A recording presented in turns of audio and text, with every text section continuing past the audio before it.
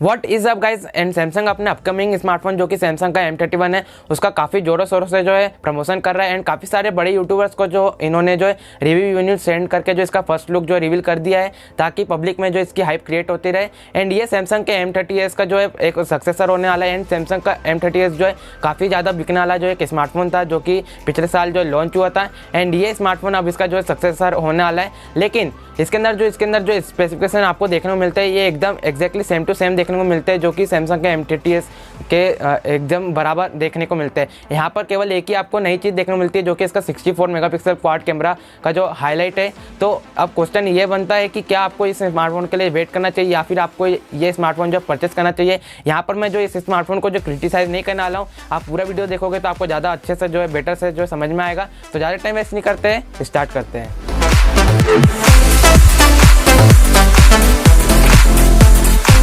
So guys सबसे पहले हम बात करते हैं सैमसंग के M30s की जो कि पिछले साल जो है लॉन्च हुआ था। एंड इसके अंदर जो है काफ़ी बढ़िया जो आपको फीचर्स देखने को मिल जाते थे जो कि काफ़ी बढ़िया जो आपको फीचर्स जो प्रोवाइड कराता था। एंड अब बात करते हैं सैमसंग के M31 की जो कि इसका जो सक्सेसर होने वाला है। लेकिन इसके अंदर आपको जो काफ़ी सारी जो स्पेसिफिकेशन आपको देखने को मिलते हैं एक्जैक्टली सेम टू सेम देखने को मिलते हैं जो कि सैमसंग M30s से जो बिल्कुल एक्जैक्टली सेम टू सेम देखने को मिलते हैं। एंड यहाँ पर आपको जो कुछ भी जो है ज़्यादा मेजर चेंजेस आपको देखने को नहीं मिलते। यहाँ पर केवल आपको एक ही मेन हाईलाइट देखने को मिलता है जो कि 64 मेगापिक्सल का क्वाड कैमरा सेटअप जो कि काफ़ी बड़ा चढ़ा के हाइप क्रिएट की जा रही है इसके बारे में। बट क्वेश्चन ये बनता है कि क्या आपको ये स्मार्टफोन खरीदना चाहिए। एंड अगर आप सैमसंग M30s पर हो तो क्या आपको जो इस स्मार्टफोन पर जो स्विच करना चाहिए या फिर नहीं। तो मेरा आंसर है कि यहाँ पर आपको सैमसंग M30s अगर आप यूज़ कर रहे हो तो आपको यहाँ पर जो स्विच करने की बिल्कुल भी ज़रूरत नहीं है। और मैं तो बिल्कुल भी रिकमेंड नहीं करूँगा इस पर जो स्विच करने की, क्योंकि यहाँ पर आपको एक्जैक्टली आपको सारी चीज़ें एक्जैक्टली आपको जो है सेम टू सेम देखने को मिल जाती है। बस यहाँ पर जो एक नई चीज़ देखने को मिली है वो है One UI 2.0 जो कि एंड्रॉइड 10 पर आपको देखने को मिलता है। साथ ही में दूसरी जो चीज़ें यहाँ पर 64 मेगापिक्सल का क्वाड कैमरा सेटअप। एंड यहाँ पर आपको सारी चीज़ें जो एक्जैक्टली सेम टू सेम देखने को मिलती है। यहाँ पर 6000 mAh की जो है मैसिव बैटरी देखने को मिलती है। यहाँ पर एमोलेड डिस्प्ले देखने को मिल जाता है आपको। एंड यहाँ पर जो Type-C पोर्ट आपको देखने को मिलता है। प्रोसेसर भी एक्जीनोस का 9611 जो सेम टू सेम आपको प्रोसेसर देखने को मिलता है जिस पर जो है डेवलपर सपोर्ट भी बहुत कम है। एंड यहाँ पर आपको जो Gcam का भी ऑप्शन यहाँ पर देखने को नहीं मिलता है। तो अगर आप एक गेमिंग स्मार्टफोन देख रहे हो जो कि आपको 15,000 रुपये के अंदर देखने को मिलता है तो यहाँ पर आपको मार्केट में इससे भी अच्छा जो है ऑप्शन देखने को मिल जाएगा लाइक Redmi Note 8 Pro या फिर Realme का X2।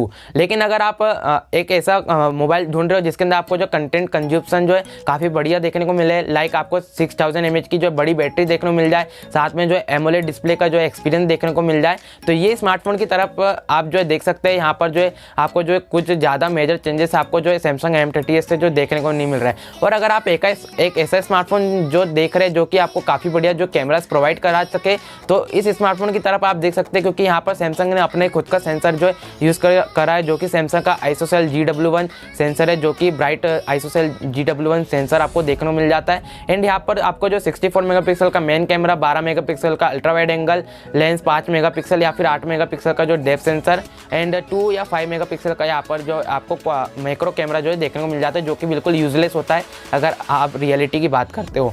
तो यहाँ पर जो है कैमरे काफ़ी आपको अच्छे देखने को मिलते हैं अगर आप कंपेयर करते हो सैमसंग M30s या फिर किसी भी अदर स्मार्टफोन से जो कि इस प्राइस रेंज में आपको देखने को मिलते हैं। और इसका जो प्राइस है 15,000 रुपये से अंदर होने वाला है, 14,999 या फिर 13,999, यानी कि exactly same to same price में यहाँ पर देखने को मिलने वाला है। तो अब मैं आपको बता दूं कि कौन कौन से लोगों को जो स्मार्टफोन परचेस करना चाहिए। अगर आप एक सैमसंग लवर हो और अगर आप जो है पुराने कोई सैमसंग के स्मार्टफोन से जो है इस पर स्विच करना चाहते हो ओनली फॉर जो कैमरास और कंटेंट कंजप्शन के लिए, तो मैं आपको जो स्मार्टफोन जो है रिकमेंड कर सकता हूँ। लेकिन अगर आप सैमसंग M30s से जो है इस पर जो स्विच करने की देख रहे हो तो मैं आपको बिल्कुल साफ मना कर देता हूं, क्योंकि यहाँ पर आपको कोई भी मेजर चेंजेस आपको देखने को नहीं मिल रहे हैं। और अगर आप एक ऐसा स्मार्टफोन ढूंढ रहे हो जो कि आपको बढ़िया सी बैटरी, बढ़िया सा जो कैमरा जो कि आपको 15,000 रुपये के अंदर देखने को मिल जाते हैं, ये सब प्रोवाइड कर सके और साथ में सैमसंग की ब्रांडिंग भी जुड़ी हुई है, तो काफ़ी एक अच्छा स्मार्टफोन होने वाला अगर आप इस स्मार्टफोन को जो परचेस करने की सोच रहे हो। तो ये था मेरा एक फुल रिव्यू। अगर आप इस स्मार्टफोन के बारे में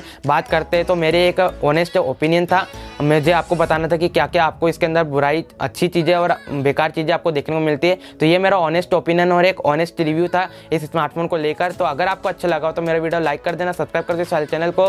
मिलता है आपसे नेक्स्ट वीडियो में। Till then you guys have a great day.